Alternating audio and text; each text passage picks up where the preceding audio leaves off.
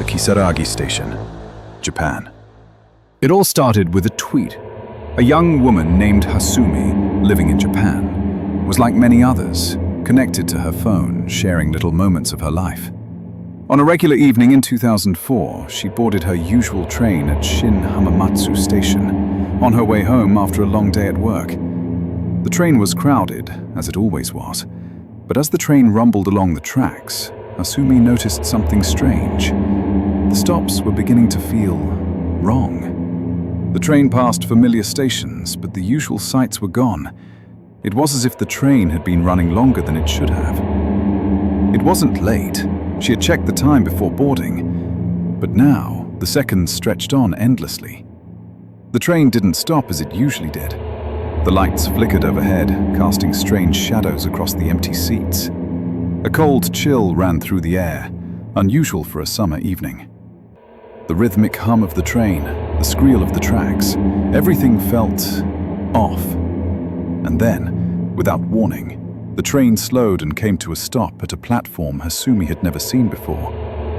The train doors opened with a hiss, and as she looked out, the platform was empty. No other passengers disembarked. No station staff stood at the usual waiting area. Just a thick, impenetrable fog rolling in from all sides, as if the very air itself was swallowing the world whole. She could barely see the outline of the platform. Her phone screen flickered, barely showing any signal. She checked the map on her phone, but the station wasn't there. No name, no sign, nothing to tell her where she had arrived.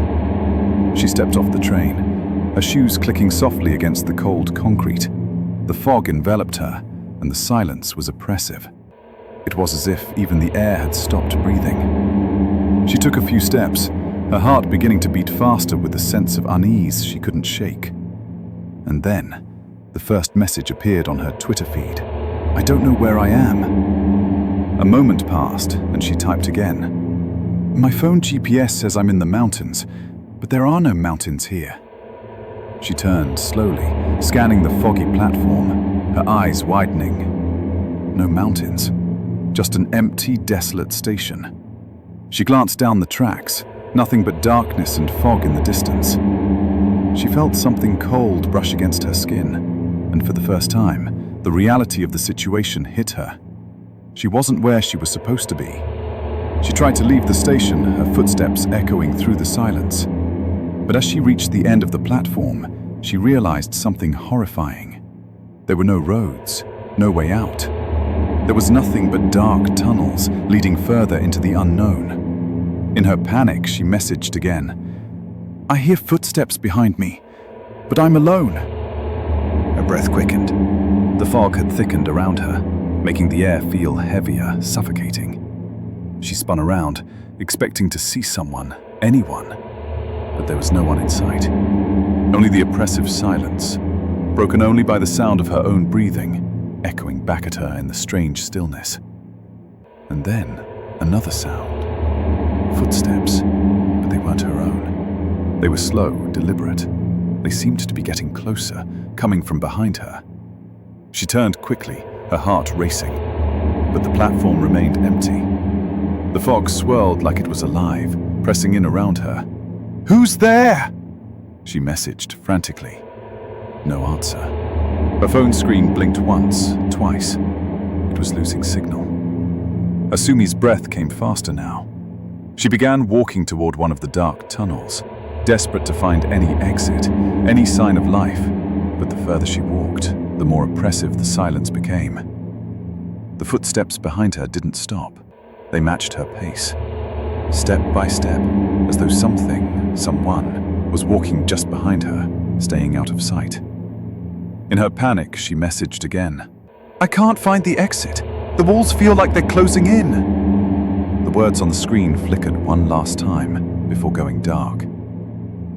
That was the last anyone heard from Hasumi. Her phone, still connected to the station's eerie signal, fell silent. When her friends and family tried to reach her, all they got was static, an unsettling white noise, as if the signal had been swallowed by the very station she was trapped in. Days passed, then weeks, but there was no sign of Hasumi. The police launched a search, but there was no trace of her anywhere.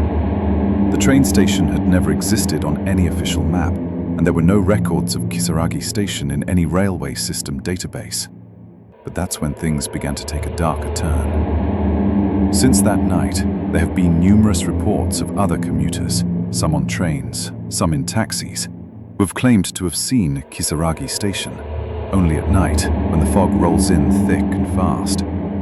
They report hearing the distant hum of a train, seeing a flash of lights in the fog, and then finding themselves stopped at the same empty station Hasumi had described. In many cases, the station appears out of nowhere, and just as quickly as it came, it disappears, leaving those who encounter it confused, lost, and unsettled. Some passengers who ventured out of their trains found themselves walking the same foggy platform Hasumi had, hearing footsteps behind them, but seeing no one. Others say that the tunnels that line the station's platform lead to nowhere. No matter how long they walk, the path never seems to end. But no one knows what happens to those who get off the train. Hasumi's story, once a chilling tale of a woman lost to an unexplainable world, has now become a warning to all commuters. Beware the fog that arrives early. Beware the station that no one can find. And if you ever hear footsteps behind you in the fog, don't turn around.